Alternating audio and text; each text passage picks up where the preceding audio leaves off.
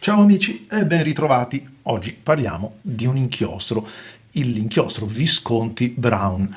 Un inchiostro che magari non è così famoso come altri marchi. Certamente Visconti non è il produttore, ma come tante altre aziende che producono penne e non producono gli inchiostri. Però questo non significa che non sia un inchiostro di qualità, o comunque un inchiostro che funziona bene. Io personalmente apprezzo molto gli inchiostri Visconti, uno fra tutti il blu. Mi piace molto per come è centrato come tonalità e non mi dispiace nemmeno questo marrone. In particolare, comunque, ho notato che gli inchiostri Visconti tendono a conservare il tratto, a renderlo anzi appena più sottile, e anche questa è una cosa che ritrovo molto interessante ed utile soprattutto verso certi pennini o in quei pennini dove mi piace andare ad apprezzare la loro particolare finitura, sentirla un po' di più rispetto ad altri che magari la mascherano per via della formulazione. E poi non dimentichiamo il calamaio, un calamaio diciamo unico nel suo genere, un calamaio che può essere fonte di disastri messo nelle mani, in mani inappropriate, quelle di Marco Chiari che combina disastri a più non posso. Perché? Perché è un calamaio che appoggiato così poggia su una base un po' più stretta di quella che è la sua circonferenza in altezza e quindi è facile, incline a rovesciarsi, ma per questo, come forse avrete visto nel video di presentazione del brand, il calamaio viene fornito proprio e appositamente con un contenitore che consente di caricare in tutta sicurezza la penna, e in questo bisogna riconoscere che si può arrivare a prendere fino alle ultime gocce, sebbene abbia una imboccatura un tantino strettina. E vabbè, insomma, nessuno è perfetto, si dice a questo mondo. L'importante però è riuscire ad andare ad attingere anche le ultime gocce, e in questo caso insomma si riesce, non proprio fino all'ultima, ma ci si riesce. E poi comunque questo è ancora il calamaio in vetro, ce ne sono invece anche in plastica, ed è un motivo in più che mi permette di apprezzarlo. Di quello che, vi ripeto, il posizionamento del brand, il costo eccetera, ne ho già parlato in altri video. L'analisi organolettica ci dice che è un marrone che, se vogliamo essere pignoli o cattivi, è un marrone che non si discosta molto da tanti altri, cioè si potrebbe dire quasi un già visto, un qualcosa che insomma non è propriamente una novità. Fra parentesi, e a proposito di novità, Visconti si è messa a produrre i pennini in casa, alcune linee, quelli più costosi, ha iniziato a produrseli, è un po', io lo prendo un po' come un segnale che anche altre aziende hanno cominciato così a perseguire o a interessarsi nella possibilità di realizzare un pennino fatto in casa. All'inizio magari sarà un'operazione di marketing, certamente, però poi verrà anche il resto, verrà anche la professionalità, l'artigianalità e la riqualificazione delle persone, dell'artigiano che si occuperà della finitura. Per me è una grande notizia, quindi ben venga e brava Visconti. Tornando al nostro inchiostro, dicevo, non fa molto per differenziarsi, anche andandolo ad osservare, quindi parlo proprio di analisi visiva, buttando l'occhio nel calamaio è un marrone, insomma non ci offre tanti spunti in più. Un marrone e devo dire anche sotto l'aspetto delle ostruzioni, degli intasamenti, non ha nulla da rilevare, quindi bene, forse, lo ripeto, appena un po' anonima come tinta, ma come anonimi sono tanti marroni. Su questo ci sarebbe da discutere, perché il marrone non è un colore primario, è la somma dei tre colori, quindi insomma deriva da un mix di colori primari. Beh, non resta che metterlo alla prova. Ho scelto questa, la Twisby Eco, con un pennino fine, e adesso insomma proprio l'ho dovuta spremere e strizzare un po' perché siamo arrivati alla fine. Devo dire, una penna che sapete quanto mi piaccia, perché effettivamente scrive bene, costa poco e offre tanto. Andiamo a metterla alla prova. La carta è quella Rhodia, come al solito. Spero di avere ancora un po' di inchiostro. Scusate che provo da una parte, perché sì, ok, perché veramente l'ho spremuta a dovere. Allora, blocco Rhodia come al solito. Eccolo qua. Il pennino Certo, è un pennino fine, ma guardate che tratto viene fuori. Un tratto sottile, contenuto, ma giusto, corretto.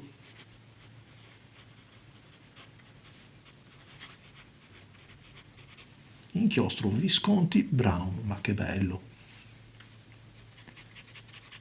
Un marrone, non c'è, non riesco a dargli delle connotazioni particolari, non mi richiama neanche suggestioni particolari, è un marrone, non è un sepia, non è particolarmente caldo, quindi che magari si sposta verso l'arancione o il rosso, non è desaturato che per l'appunto vi dicevo si sposta verso un sepia, secondo me è proprio un marrone, è centrato nella sua tonalità, quindi anche questo bene. Purtroppo, ve l'ho detto, magari si potrebbe opporre il fatto che non è né tanto di qua né tanto di là, e a volte si dice né carne né pesce, però a chi piace il marrone va benissimo. Invece la penna è una stilografica Twisby Eco. Potete apprezzare che pur mantenendo, ma qui c'è veramente una bella congiunzione astrale di carta, pennino, inchiostro, pur mantenendo una scorrevolezza, perché si riesce a scrivere con molta agilità, quindi in velocità, però si riesce ad avere anche quella precisione, sto scrivendo veloce, quella precisione che viene conferita da quello che è il controllo, che è un inchiostro non troppo scorrevole, non troppo oleoso, ma neanche troppo viscoso, perché se è troppo viscoso non fa altro che rallentare la nostra corsa, renderla un pochettino meno fluida, quindi meno efficace quando vogliamo andare a scrivere. E a noi è questo che interessa: scrivere, scrivere.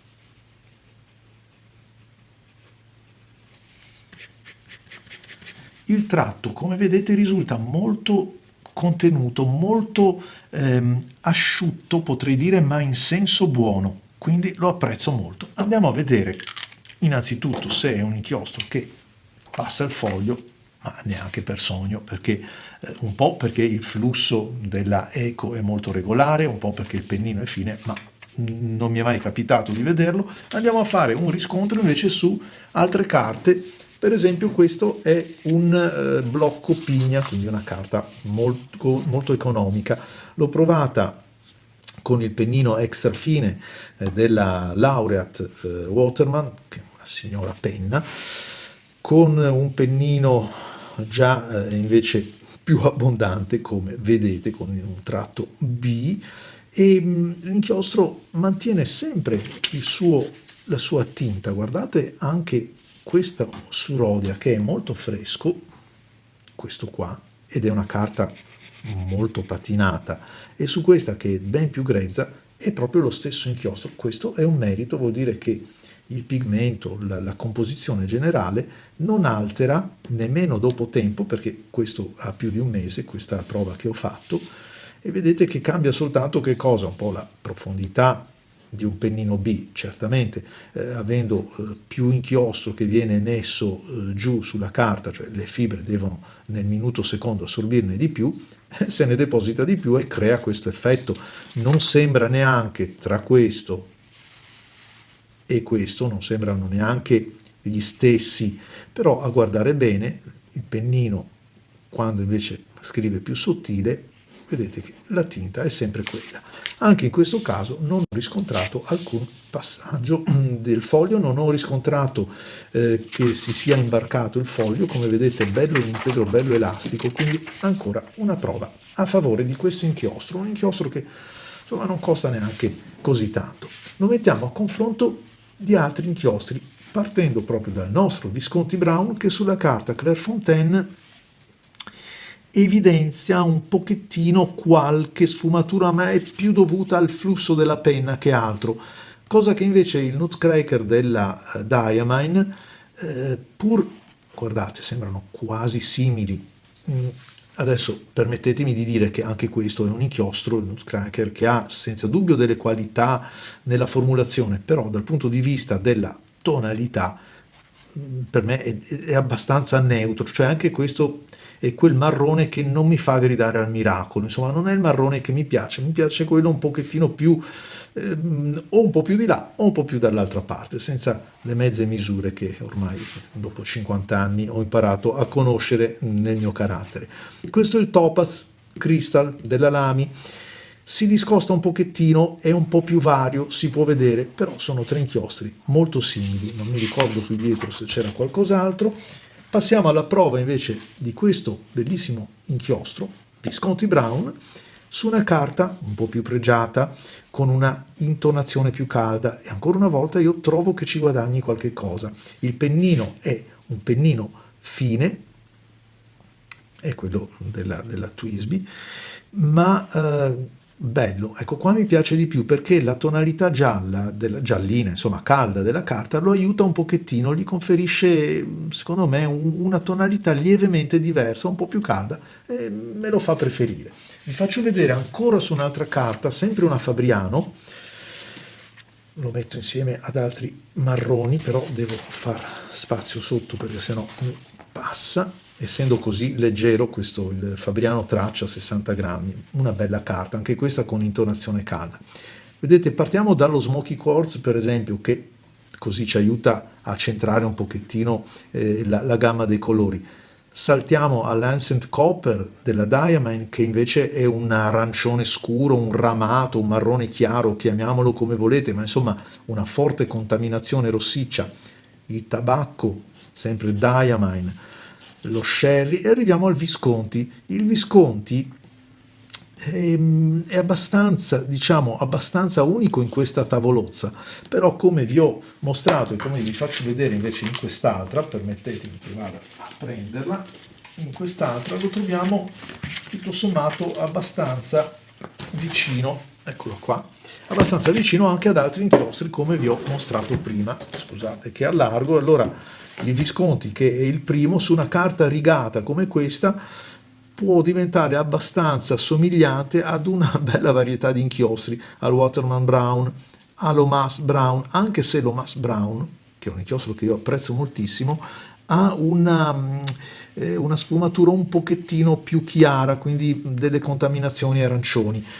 Mi piacciono di più personalmente, ma è solo ed esclusivamente un parere personale, quegli inchiostri che dal marrone, ve l'ho detto, deviano o sul sepia come lo Smoky Quartz che abbiamo detto prima, il tabacco, oppure quelli un po' più ramati, quelli un po' più caldi, un arancione scuro, il classico Copper.